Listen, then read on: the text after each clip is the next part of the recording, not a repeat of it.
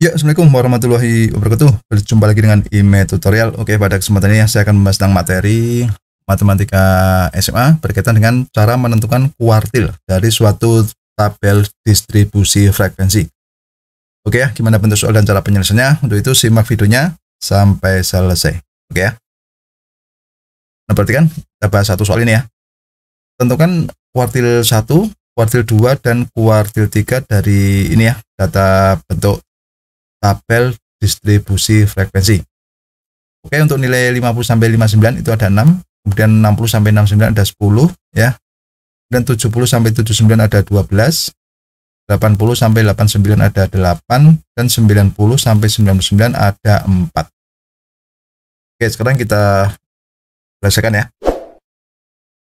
Oke, kita tahu bahwa rumus Q1 atau kuartil bawah ya, itu adalah batas bawah Q1, kemudian 1/4 N dikurangi jumlah dari frekuensi sebelum Q1 ya, dibagi frekuensi pada saat Q1 dikalikan C. C itu panjang interval kelas ya. Oke, sebelumnya kita hitung dulu ya, ini jumlah seluruhnya ada berapa data ya. Ini ada 6 tambah 10, 16 tambah 12 kan 28 ya. 28 tambah 8, 36. 36 tambah 4 itu 40. Oke, jumlah seluruhnya ada 40.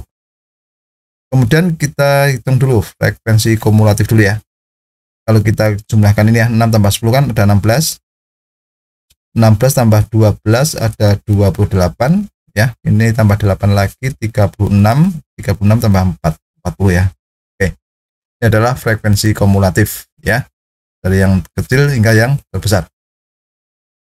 Oke, selanjutnya untuk mencari Q1, kita pertama kali yang harus kita cari adalah letak Q1 itu di mana ya. Nah, caranya kan kuartil 1 atau kuartil bawah itu kan 1/4 bagian ya. Berarti kita cari dulu 1/4 dari jumlah seluruhnya ini di mana posisinya atau di kelas mana. Nah, kita caranya menghitung 1/4 dikali N ya. 1/4 dikali jumlah seluruhnya kan ada 40 tadi ya. Berarti kan 1/4 dikali 40 kan 10.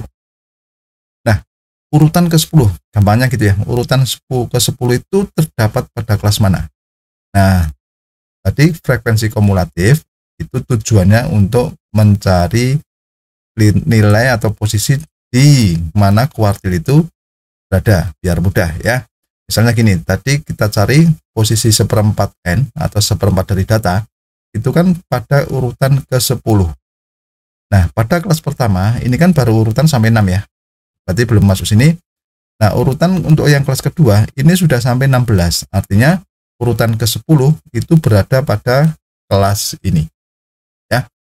Nah, maka Q1 itu terdapat di kelas antara 60 hingga 69. Paham ya? Nah, dari kelas ini kita dapat mencari apa? Mencari LQ1 atau tepi batas bawah ya. Kemudian ini frekuensi pada saat Q1 maupun jumlah kumulatif sebelum Q1. Oke ya. Oke, sekarang kita hitung dulu. Batas bawah untuk Q1 itu kan pada ini ya. Kan batas bawahnya 60 ya. Batasnya 60, berarti kita turunkan setengah, jadi 59,5. Kemudian jumlah dari frekuensi sebelum, nah, berarti frekuensi sebelum Q1 berarti kan di sini ya, maka sama dengan 6. Kemudian frekuensi pada saat Q1 di sini, berarti ada 10 ya. Kemudian panjang kelas itu 10. Caranya ini, cara mencarinya kurangkan aja 60 dengan 50 atau 70 dengan 60 ya, pasti sama semua kan. Di sini pasti selisihnya 10 ya. Nah, ini jadi interval kelasnya itu adalah 10. Itu trik mencari panjang interval kelas. Oke, setelah kita tahu ini ya, maka kita masukkan ke rumus ya. Ke rumus ini kan semua sudah ada ya. Berarti kita cari aja Q1 sama dengan 59,5 ditambah 1/4 kali 40 kan dikurangi 6 ya, sama dibagi 10 kali 10. Oke, 1/4 kali 40 kan 10 ya. Berarti 59,5 ditambah 10 kali 10 dikurangi 6 dibagi 10 kali 10. Ini bisa kita coret 10-nya ya, sehingga tinggal 10 dikurangi 6 ya. 10 dikurangi 6 berapa? 4. Oke, 59,5 ditambah 4. Hasilnya berapa? 63,5. Nah, jadi kuartil bawahnya itu adalah 63,5. Itu ya, mudah ya. Oke, sekarang kalau mencari Q2 ya. Nah, Q2 itu kan LQ2 ditambah ya 2/4N dikurangi sigma dari FQ2 dibagi ini. FQ2 dikalikan C. Oke, kita cari posisi Q2 dulu. Q2 itu kan setengah ya, setengah atau 2/4N. Jadi 2/4 dikali 40 itu kan 20 ya. Kita cari posisi 20 itu di kelas mana ya? Coba di sini kan di kelas 2 masih 16 ya. Berarti kan belum mencapai 20. Kalau di sini kita naikkan ke kelas berikutnya sudah 28. Artinya 20 itu di sini. Di kelas ketiga. Oke ya. Jadi dari sini kita peroleh LQ2-nya ini kan batas bawah 70. Berarti kita kurangkan setengah jadi 69,5 ditambah jumlah dari frekuensi sebelum Q2. Jadi di sini tadi 16 ya. Oke. Kemudian frekuensi Q2 pas Q2 12, kemudian C-nya sama 10. Oke, sekarang kita masukkan ke rumus sehingga Q2 itu sama dengan 69,5 ya, ditambah setengah kali 40 ya. Oke, dikurangi 16 dibagi 12, kita kalikan 10. Setengah dikali 40 itu 20 ya. Kemudian dikurangi 16 per 12. Oke, 20 dikurangi 16 berapa? 4. Oke, jadi 69,5 ditambah 4 per 12 ya, dikali 10 ya. 4 per 12 ini kita sederhanakan, kan menjadi sepertiga. Karena pembilang dan penyebut kita bagi 4.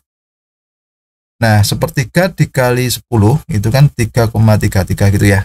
Jadi 69,5 ditambah 3,333. Dan akhirnya kita ketemu berapa ini? Kalau kita jumlahkan 72,83. Oke, jadi untuk kuartil kedua atau gampangnya median biasanya gitu ya.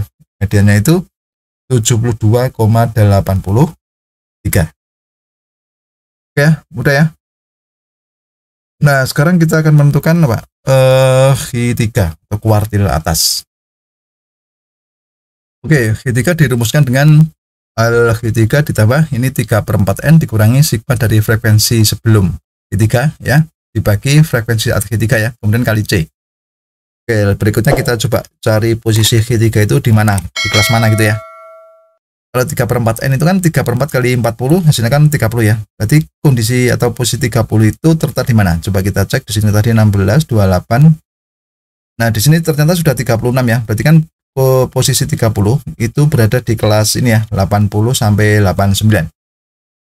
Oke, sekarang kita tentukan dulu batas bawah Q3 itu kan 79,5 dan tadi kan ini paling batas bawah kan 80.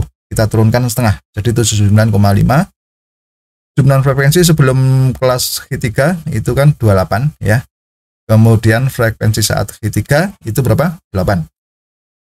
Oke, C-nya tetap 10 ya. Kemudian kita masukkan ke rumus sehingga Q3 itu kan 79,5 ditambah 3/4 kali 40 dikurangi 28 dibagi 8 kali 10 ya. Nah, berikutnya ini ya, 30 dikurangi 28 ya, itu berapa? 2/8. Oke, jadi 79,5 ditambah 2/8 kali 10. 2/8 itu kan bisa disederhanakan kan 1/4 ya. 1/4 kali 10 berapa? 2,5. Nah, maka menjadi 79,5 ditambah 2,5. Kalau kita jumlahkan hasilnya adalah 82. Oke, nah jadi nilai kuartil atasnya itu adalah 82. Oke, begitu sudah paham ya cara menentukan kuartil apa tadi? Kuartil bawah, kuartil tengah atau median, dan kuartil atas dari data berbentuk tabel distribusi frekuensi. Oke, begitu. Ya, demikianlah tutorial dari saya. Semoga bermanfaat dan jangan lupa tunggu tutorial berikutnya.